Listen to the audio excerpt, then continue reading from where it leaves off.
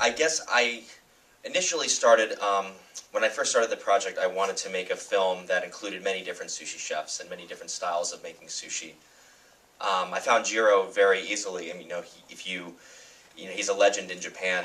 Every serious sushi chef knows who he is, and most of them will say that he's the best sushi chef in the world.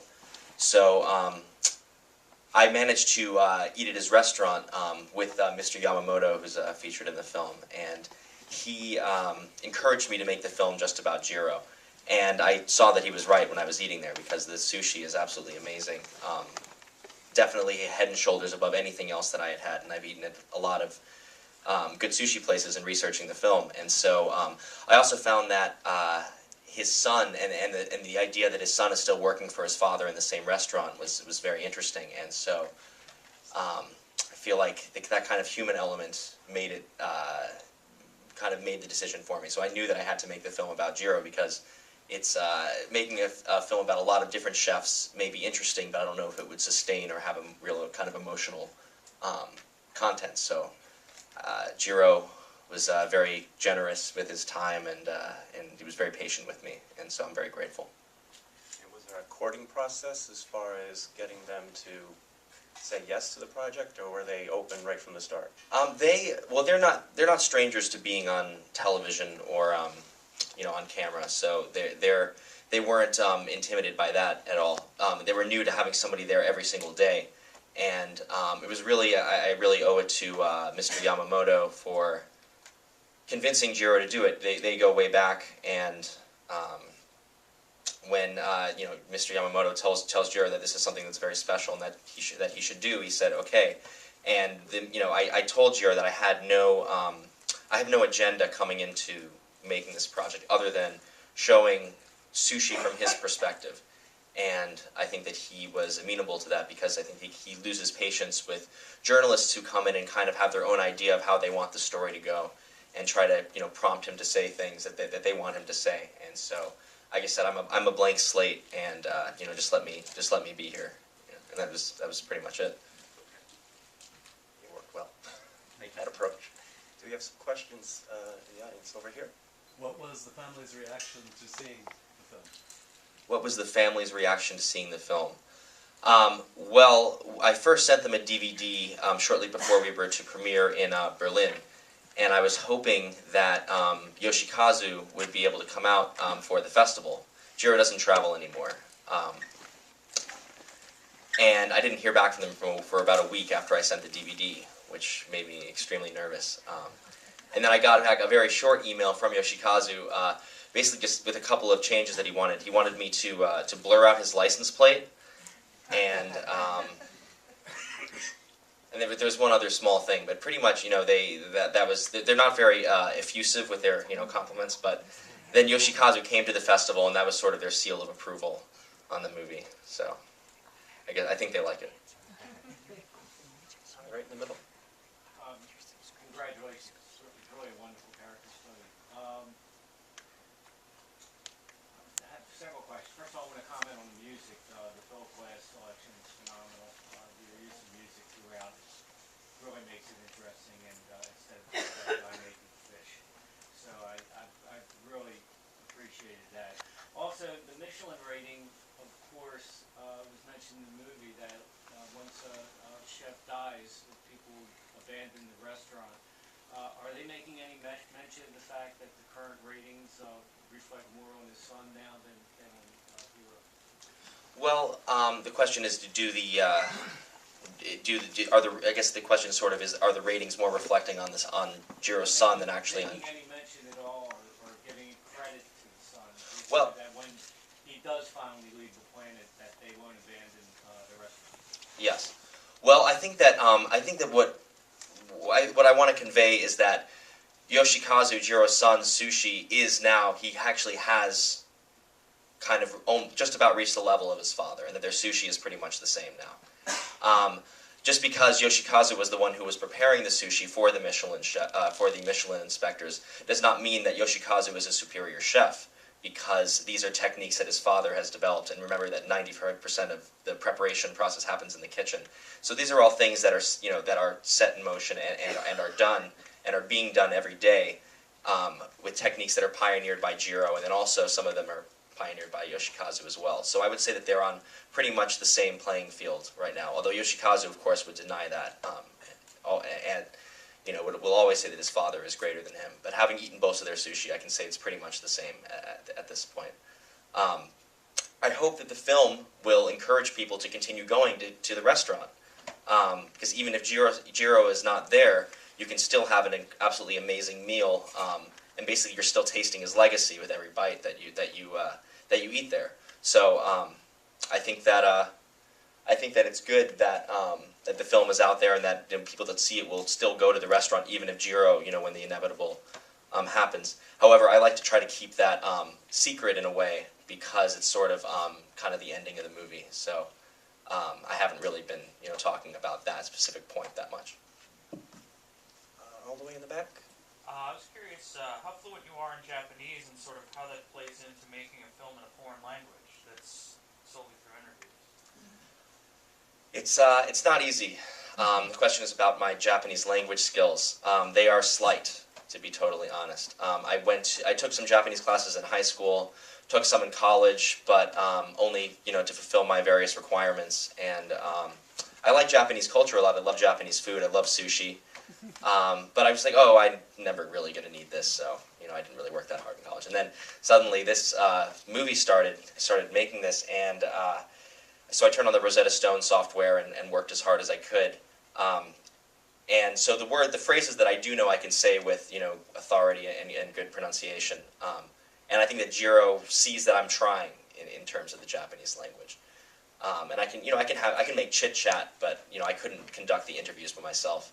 So I brought on translators I had 2 translators that I worked with in Tokyo, and I would brief them thoroughly before the interview, and if we had time, they would translate it to me during there would be response, and then they would take a moment to translate it so I could understand what they were saying. Sometimes we didn't have time, so I just kind of had to wing it. And then we took all the footage back to the United States. I shot for 1 month in February of 2010, brought all the footage back, and then had all of the raw footage subtitled. And then from there, we were able to start putting the movie together and then see what we were missing.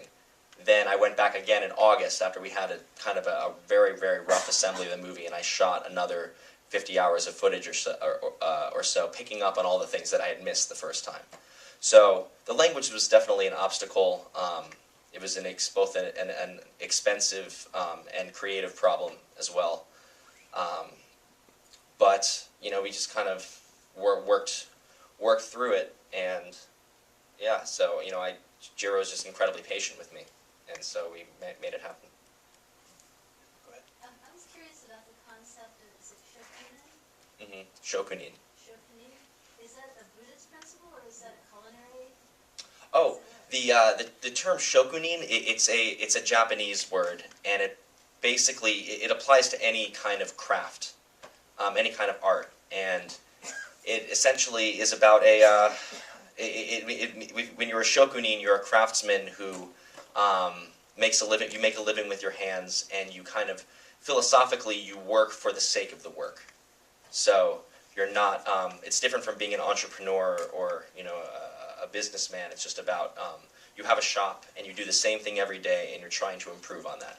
So you can have a shokunin who who builds chairs. You can have a shokunin who does anything. It's all about kind of the mastery of a specific art and dedicating your lifetime to that. And that's it used to be a term of great pride. I mean, it still is, but young people today are not quite as interested in taking and having the patience to master a simple thing anymore. And so a lot of people say that the shokunin are dying off because young people, they want to make money, they want to have a lot of recreational time, and being a shokunin really requires a very rigid work schedule. Yes, the woman in the middle. I was just wondering, I did notice that when was it Mr. Yokohama who was talking about how sushi,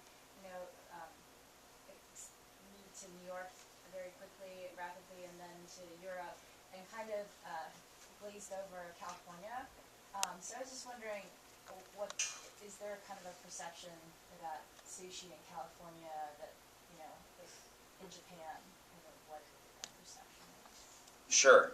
I think so the question is, yeah, the sushi history part is brief in the movie because, you know, I want to provide a little bit of background, but I'm trying to keep the whole film from Jiro's perspective. So, you know, he's not really interested in what's going on in the United States with sushi right now.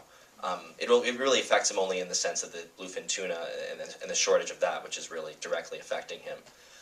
In California, I guess the California roll was created simply to satiate the American customers who are used to eating a lot more food probably than Japanese people are, and it's difficult for the chefs to provide this kind of meal and retain the customers because you're giving a certain, you know, Americans are used to, you know, having a full stomach when they leave the meal, so and they don't want to shell out like a ton of money on the fish and everything. So avocado was introduced, and that's why it's called the California roll, because of, you know, avocados are big in California. Sushi is very popular in California. Well, I was, just, this question, I guess, came to mind as I was watching, because I'm not sure if you're familiar with the story of sushi, which, you know, is kind of all about the history of and how it was introduced to the U.S. through Southern California. So I was just wondering if, you know, in Japan it's perceived as, you know, this higher art form, but then when it came to the U.S., it's kind of this trendier thing, and it's not this craft. And if that's the perception of California sushi, so I wasn't sure if that's why it was just, oh, New York, Europe. Yeah, well, you know, I think that, you know, again, that's, you know, it's all from Jiro's perspective and then also from Yamamoto's perspective. So this is his telling of the history of sushi. But in Japan, there are restaurants now that are serving what they call New York sushi, which is basically, now in Japan they're serving the Philadelphia rolls and the Caterpillar rolls and all these, you know, very kind of ornate, like complex rolls and stuff. And that's a total novelty in Japan now. Just as sushi was initially when it came to the United States, it was a novelty. So yeah, there is definitely a different point of view where it's kind of a novelty food in the United States, but it was something that's steeped in tradition and you know, years and years of development in Japan. But I think now today it's becoming more and more looked at as an art ubiquitously, like in the United States and in Japan. Yes. This question almost follows her. Now that you've tasted Jiro sushi, can you eat sushi anywhere else? I would say that, you know, I'm a very picky sushi eater, and working on this film definitely did not help that at all. But there are some restaurants in the United States that have the same kind of philosophy of mastering, you know, every ingredient being perfect, and it's, you know, it's definitely not an expensive.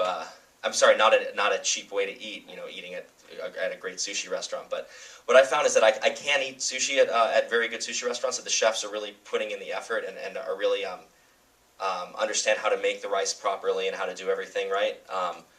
But I've been eating sushi a lot more infrequently, because instead of eating sushi maybe 4 or 5 times a month, I maybe eat it once a month, but I go to a very, very nice place. So I spend a little more when I eat it, but I eat it less often.